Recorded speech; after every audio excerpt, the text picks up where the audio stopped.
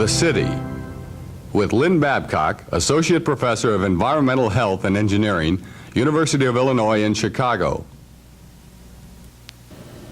Hello. This is our third lecture, and the topic is cities. Cities remain mysterious places to many people, despite the fact that most people live in them or near to them. Some of us find cities to be wonderful and exciting places. We're trying to invent, not too successfully, to invent ways of solving the many problems that exist in our nation's urban areas. Others, I'm afraid, would abolish cities, or at least they try to stay away from them. Whether the alum loves them or leaves them, it's important that he have some understanding of the purposes of cities and of the activities which take place within them. He should have some ideas of the hows and whys of city change. Most of all, he should recognize that air pollution is but one of the results of crowding large numbers of people and their associated activities into small geographical areas. This lecture is concerned with the disciplines called urban geography and urban economics. Workers in these fields are trying. The alum is most concerned with what goes on inside cities, the spatial patterns and the activities taking place. But first, it seems best to introduce our topic with an external view, with a general discussion of city types and growth. Cities are definitely not all alike, but certain generalized principles can be identified. First of all, classification schemes can be employed to differentiate between different kinds of cities. For example, Harris, an urban geographer, categorized over 600 urban areas in the United States. He classified them on the basis of their activity of greatest importance. His 9 classes are listed here. Harris put 258 cities into the manufacturing category, but you'll all be happy to know that he found only Washington, D.C. to be dominated by politics. The distribution of city types across the country is shown on these maps. The manufacturing cities are clustered in the Northeast along with the people. And here we have a good chicken and egg argument. Which came first? Did the people attract the industry, or did the industry attract the people? No doubt a little of both. The same situation holds true for transportation cities. These are often closely associated with manufacturing and with people. Duluth, Minnesota is an interesting exception. It is located in an area of low population density. Harris saw its primary function as transshipment of iron ore from the mining areas to the blast furnaces at the south end of the Great Lakes. More widely distributed are retail and wholesale centers. Of course, the manufacturing and transportation cities can have considerable trade activity as well, but for the cities shown here, the trade activities dominate the urban economy.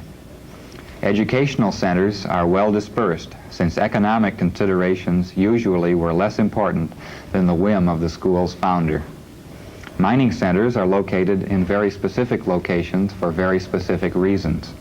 Butte, Montana is an example. Such specialized centers are vulnerable, since they usually lack economic alternatives to turn to when the ores are depleted.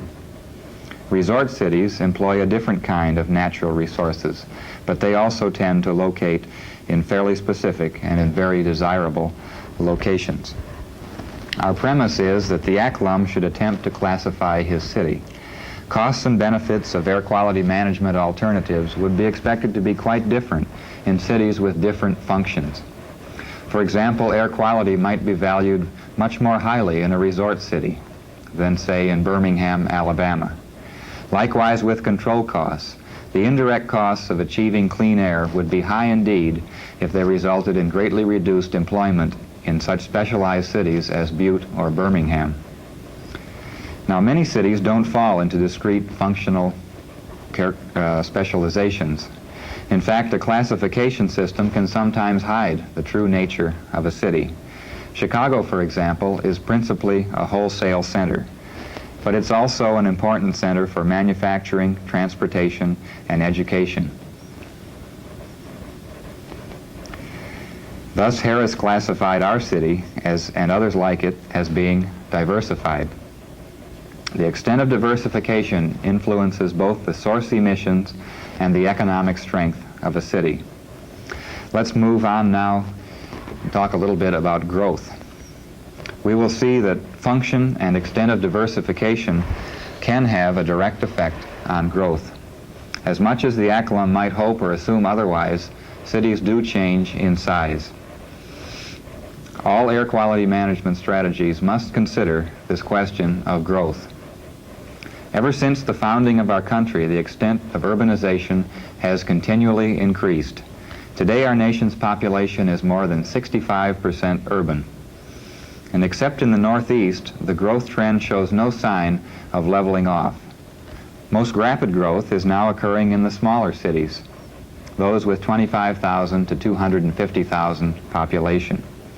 At the same time, the large, mature central cities actually are losing population. Keep in mind, however, that many of the rapidly growing smaller cities fall within larger urban areas. For instance, the Chicago metropolitan region is made up of 250 contiguous urban places in addition to the city of Chicago itself. Cities of over 1 million may be falling behind, but most of their total urbanized regions most definitely still are growing. In fact, of the 50 largest metropolitan areas in the nation, only the Pittsburgh region lost population during the period between 1960 and 1970. Inadequate diversification may have been the cause. The accalum must beware of political boundaries, but at the same time, he should manage the air quality of the entire region. Regional differences in the degree of urbanization continue to exist in this country. This figure summarizes the urbanization rates of two different regions of the United States. The Northeast is the most highly urbanized region, and the rate has leveled off. The South continues to be the least urbanized, but the South is now urbanizing at a rather rapid rate. Perhaps the level of urbanization nationwide will level off at this 70 to 75% level as it has in the Northeast. Increased urbanization is being fed by total national population growth and by continued migration from rural to urban areas. The process began with the Industrial Revolution and is made possible by urban employment opportunities. An efficient agricultural system and a good transportation system are also necessary to support high levels of urbanization. The trends then are for continued growth of our urbanized areas. But let's get a little more specific. Why do individual cities grow? The literature overflows with explanations. But most models proposed by geographers and economists can be stated quite simply. Growth leads to more growth. Or them that has gets. You could say the big get bigger. Manufacturing and industry have the greatest effect upon population growth. A large portion of manufactured products are sold outside the region. Sales of such products bring outside dollars into the region. People follow the money. Most of today's large metropolitan areas owe their present position to early industrial development, particularly that between 1870 and 1920. It was during this period that the basic features of our present national urban system developed. But back to growth breeding more growth. Pred described it as a cyclical reaction which feeds upon itself. First, industry, new industry in an area brings in jobs, money, and people. The growth in people and purchasing power brings about new demands for services, transportation, trade, and professional functions. A further population increase will result with more newcomers arriving to take the jobs in these secondary activities. Now, these increases in population will then increase the city's ability to support more specialized manufacturing activities and services. The new factories thus attracted continue to support the need for additional services, and the cycle goes round and round. The need for additional persons continues. They fill the new jobs created. This idea can be carried a step further. Increased diversity makes it likely that new, locally originating ideas will be turned into profit-making reality faster. This also brings in more dollars and more people into the growing region. Now here it's important to differentiate between two kinds of business activity. Urban economists define manufacturing and industry as the basic portion of the urban economy. This is the part which brings in money from outside the city. Non-basic refers to goods and services produced within a settlement and sold within the settlement. Total production is the sum of the two types.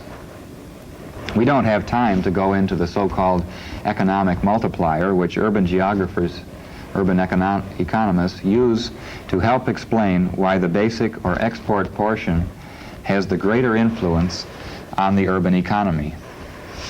But take my word for it that it is the basic component which drives the economy. It can be driven either up or down.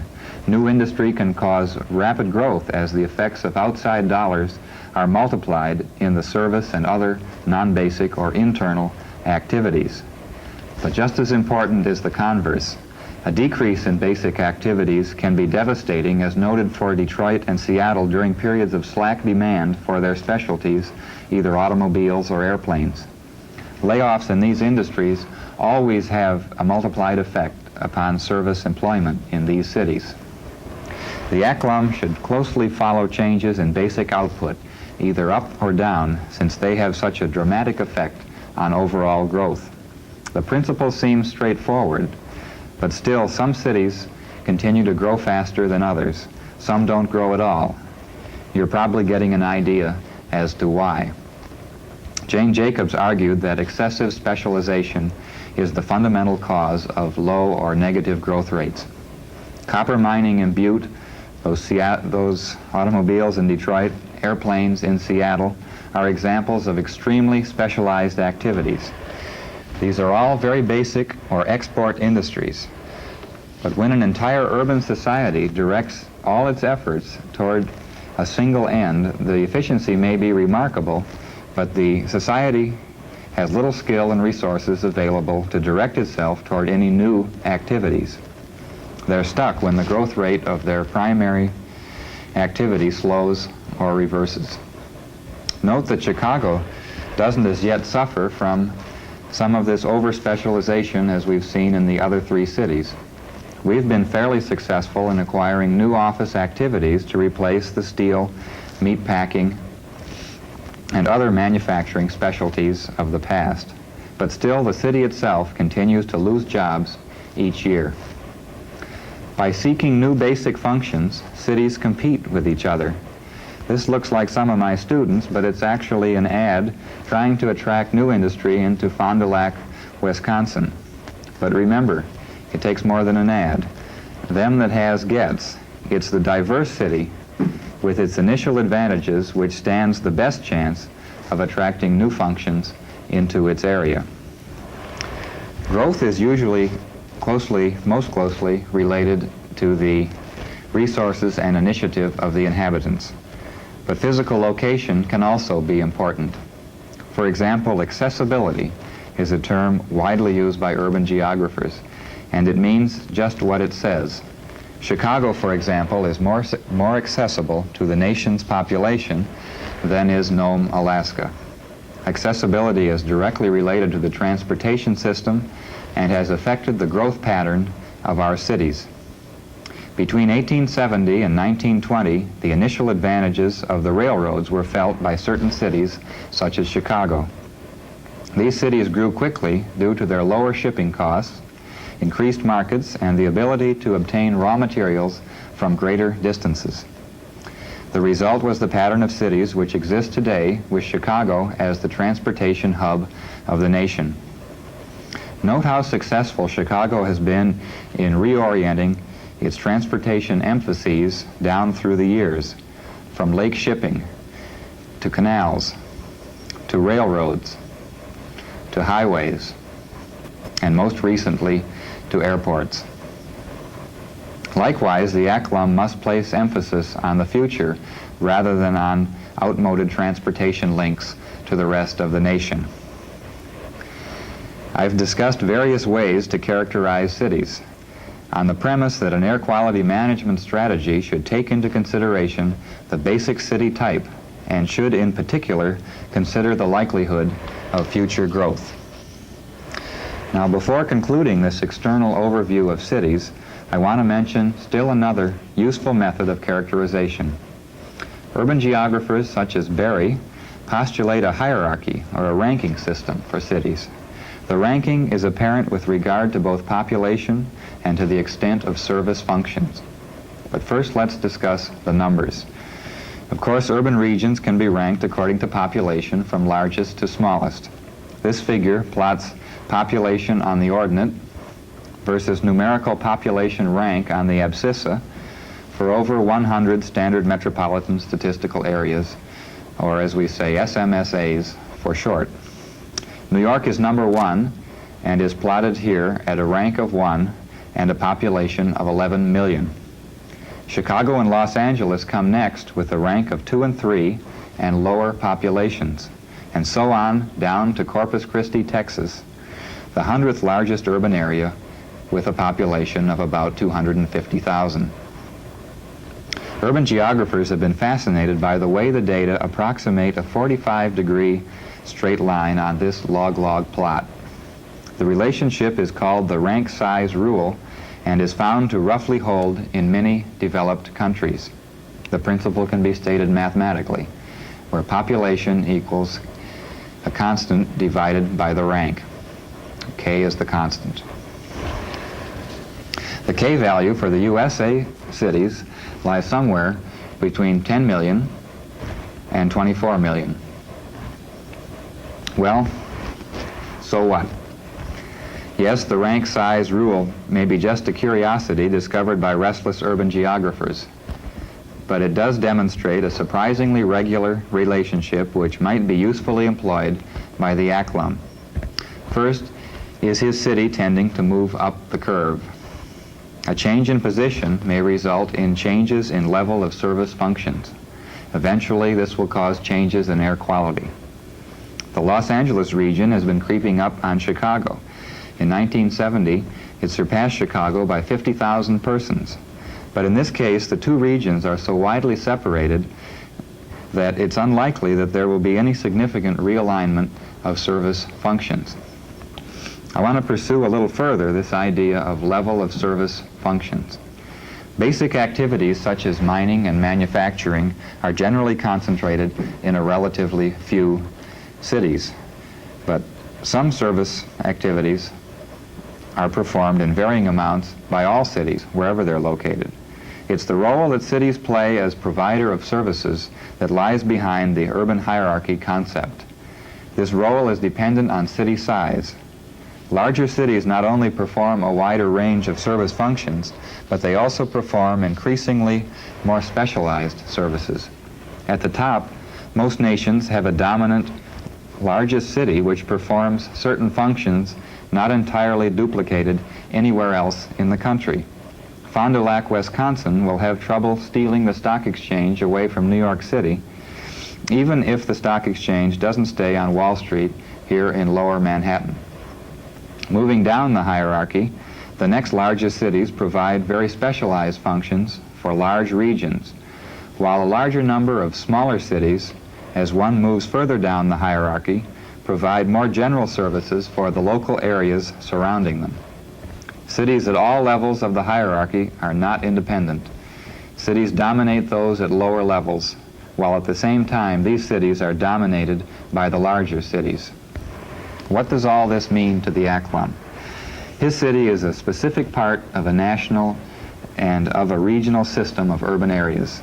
It has roles to play, and the air quality management strategy must be compatible with these roles now and with those in the future.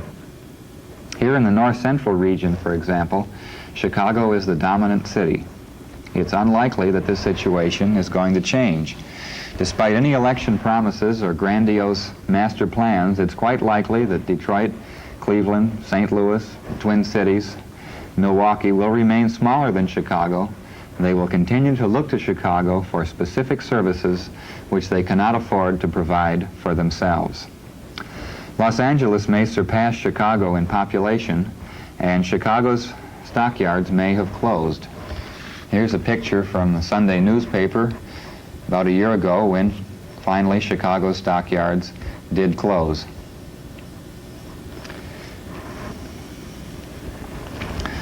So the stockyards have closed, but Chicago's position in the hierarchy remains the same. An air quality management strategy must recognize such hierarchy relationships. Also interesting, though, are the hierarchy relationships closer to the regional center. Each major urban area has its satellites. Close by Chicago are Gary, Joliet, Aurora, Elgin, and Waukegan. These cities are different in size, they're different in function, and they all influence the air quality within the Chicago region. Note, except for Lake Michigan, just how symmetrical the Chicago urban system is. There are reasons for the spacing. Each satellite is surrounded by suburbs or rural settlements of lower ranks. Application of hierarchy considerations may help identify future growth potential of each municipality within an urban region. Now let's direct our attention away from these external considerations of growth and function and begin to look at the equally important internal aspects of urban geography. Let's focus on the patterns within the city. I will continue to try to identify generalized relationships, but again, it's quite clear that cities have different internal structures just as they have different populations and functions. Many different activities must take place in each city. A gross land use breakdown is given in this table. Residential use consumes the most land, almost 30% of the urban area. Within this category, single-family dwellings usually comprise over 75% of the total land use. The second largest type of land use is for roads and highways. These consume 20% of urban land. The industrial category shown here also includes railroad properties and airports and consumes almost 10% of the land available in urban areas. Commercial usage, such as wholesale, retail, and service activities, although extremely important, accounts for less than 4% of the urban land. Public uses, such as schools, public buildings, parks, playgrounds, cemeteries, and so on, make up about 15% of urban land. The remaining 23% of urban land, at least in this study, was undeveloped.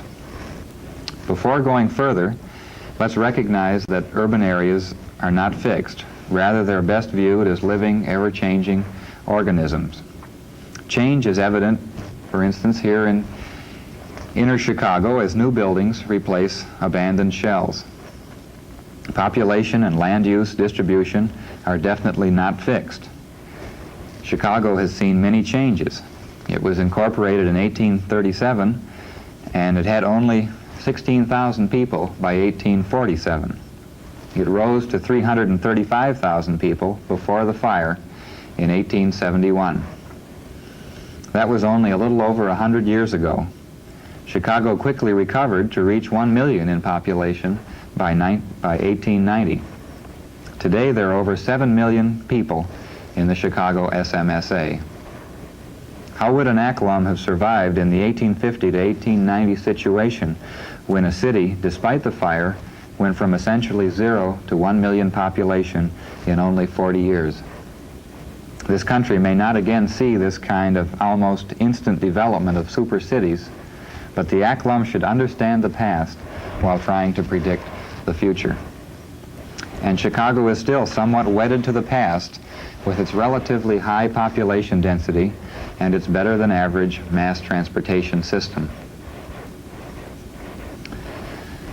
But as time goes on, Chicago's population and industry are dispersing. Chicago is beginning to more closely resemble the dispersed cities of the West.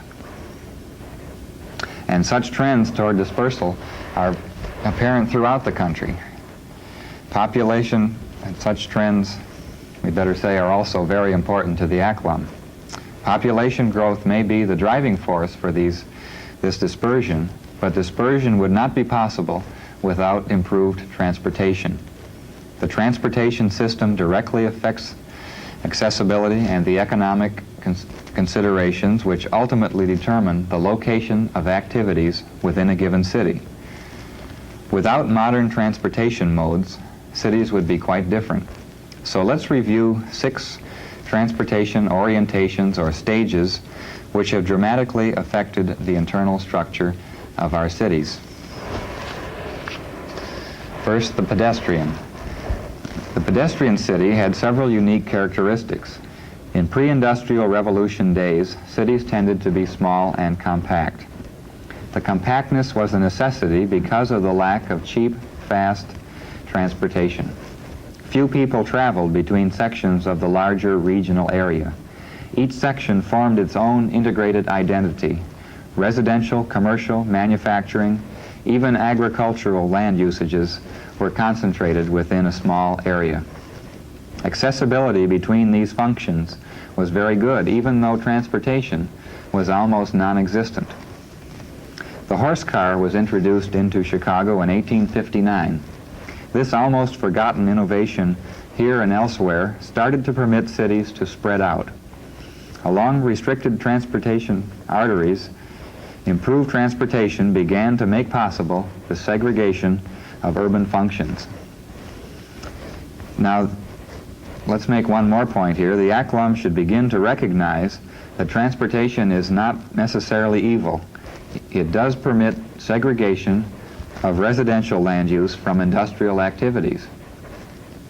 But note also that improved transportation also fosters economic and racial segregation, certainly a less desirable consequence. The railroad became the prime mover of goods and people between cities during the last half of the 19th century. By 1880, most railroads were receiving as much as 80% of their revenue from freight rather than passengers. Even then, railroads were not eager to devote a significant part of their equipment to the daily transportation of commuters. But some companies were able to operate extensive and profitable commuter services. By 1893, the Illinois Central Railroad was handling nearly 14,000 commuters a day. Commuter railroads enabled the growth of exurb settlements, not suburbs, because these residential areas were beyond and spatially distinct from the limits of the urban area. The wealthy tended to locate their estates in exurbs. Others couldn't afford the high costs of commuting by rail.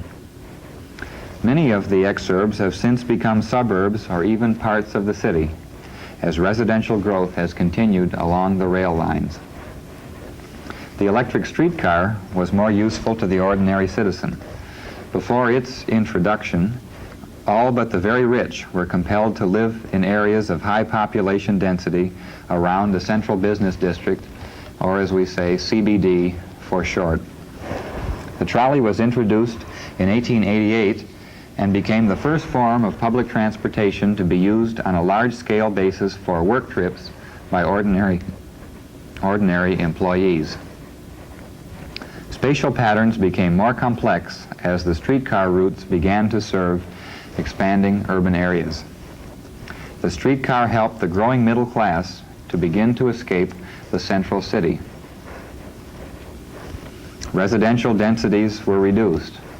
In this way, the trolleys began to shape the socioeconomic spatial patterns characteristic of today's American cities. The automobile shouldn't bear all the blame. Despite the recent fanfare, rapid transit is not a new innovation. Subways and elevated lines were introduced at the same time as electric streetcars. Their use has never been widespread because rapid transit equipment and facilities involve a large fixed cost for construction, and rapid transit requires high population densities to provide sufficient ridership necessary to ensure profitable operation. So utilization of rapid transit was never as extensive as that of the streetcar. However, rapid transit did have a large impact on urban form within our largest cities. The impact is seen particularly in the radial routes serving the CBD and in areas surrounding the local transit stations.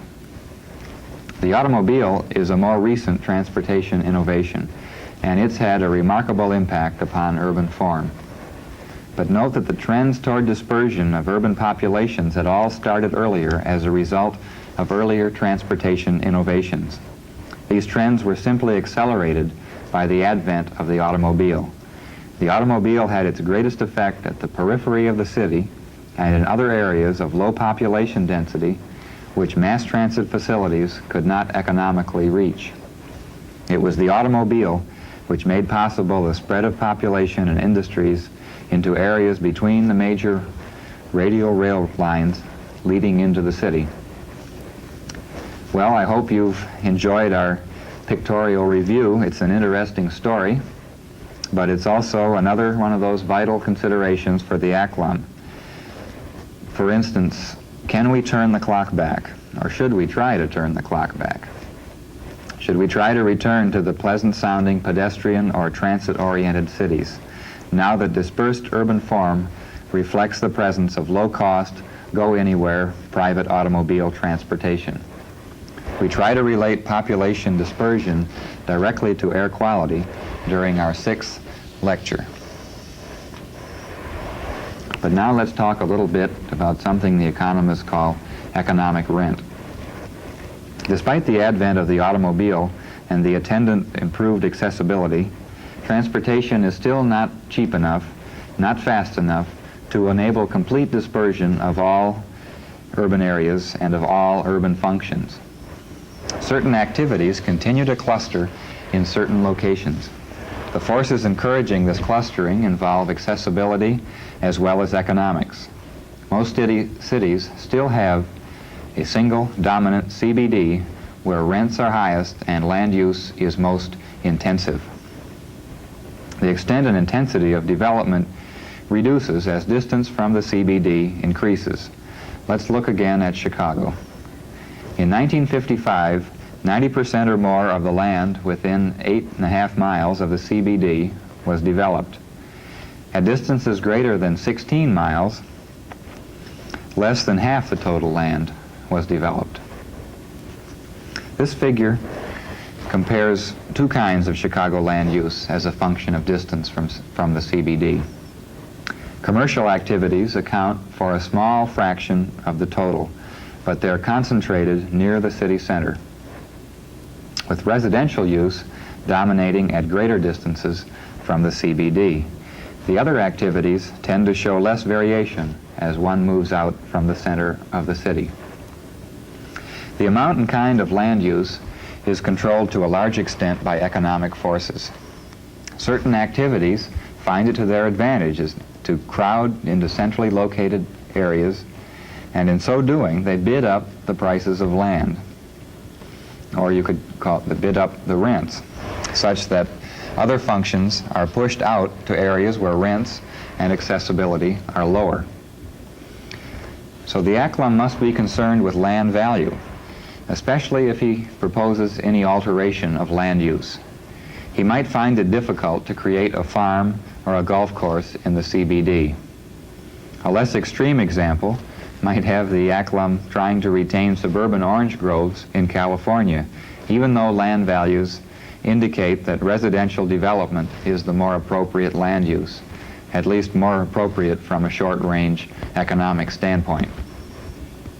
Land values are often described in terms of economic rent, which can be defined as the revenue generated by a specific location, or it can be visualized as being closely related to the real rent or annual cost of locating at a specific site. The economic rent will be highest at the most accessible point, usually the center of the CBD. So activities tend to locate depending on the level of accessibility desired and upon their ability to pay rent. The concept is shown graphically here for a city a good deal smaller than Chicago.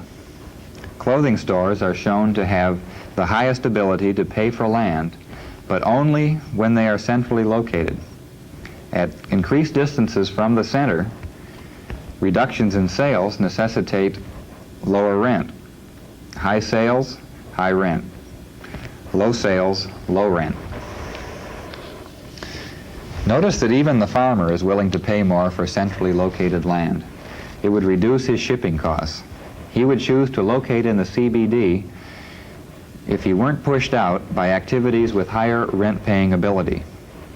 Other activities can generate more profit per acre than the farmer. Each activity is seen to have a most appropriate location in relation to the CBD.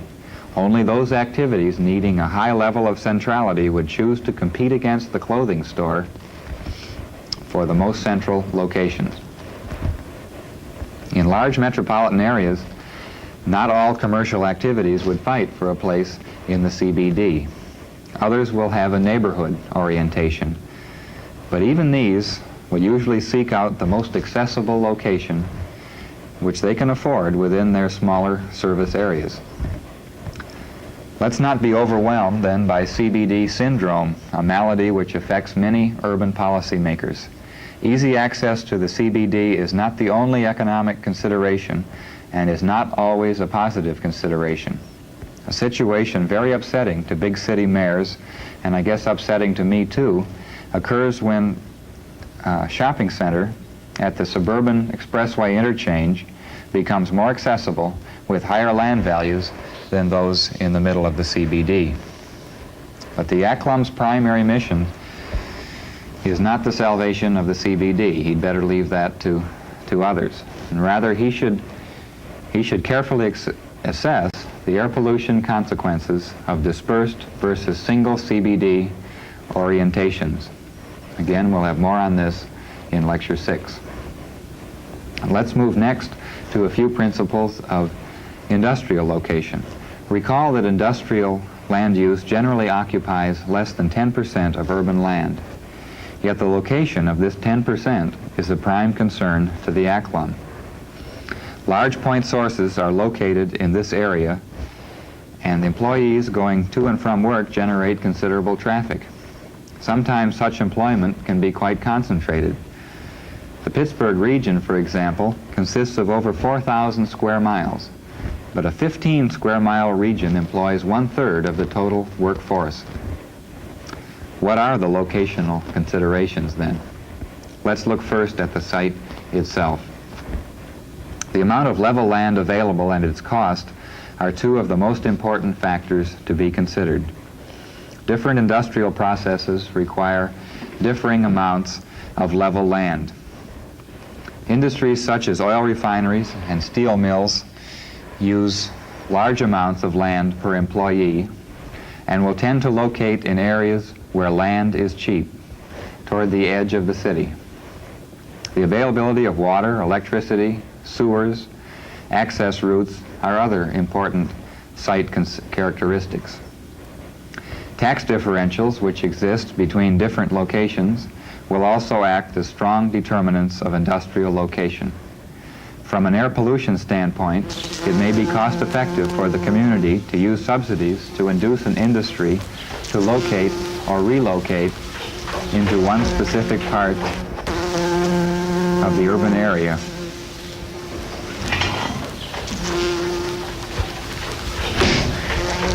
This is a more ecologically sound weapon. And where were we? But there are more important factors, which brings us back to the ever-present question of accessibility. One kind of accessibility involves the labor force. Suburban locations can be a plus if the labor requirement is largely for middle and upper income employees. Conversely, because of a lack of low-income housing, poor public transportation, it may be difficult to attract unskilled labor to suburban sites. The commuting range of low-wage, unskilled married women is particularly restricted. Light manufacturing firms employing large numbers of this type of labor would find it very difficult to successfully locate in the suburbs. Accessibility to input raw materials is also important. Transportation costs are a significant part of total costs for bulky materials such as coal and ores.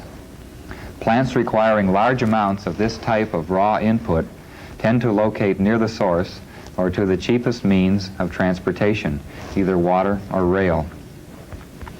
Accessibility to markets is another important consideration. Non-basic industry often sells perishable, bulky, or custom-made goods. Central locations and light truck transportation speed such products to local markets. In contrast are the export or basic industries, which are likely to locate near rail, water, or interstate expressway links to the rest of the nation. Differences have also been noted in transportation modes used by suburban versus central city manufacturers. Interestingly, suburban locations seem to transport primarily by truck, with city-located plants making more use of rail transportation. It seems backwards, but the explanation is obvious since central cities grew up during the railroad era. The finding seems at odds with our earlier conclusions that heavy basic industry should locate at the periphery of the urban area.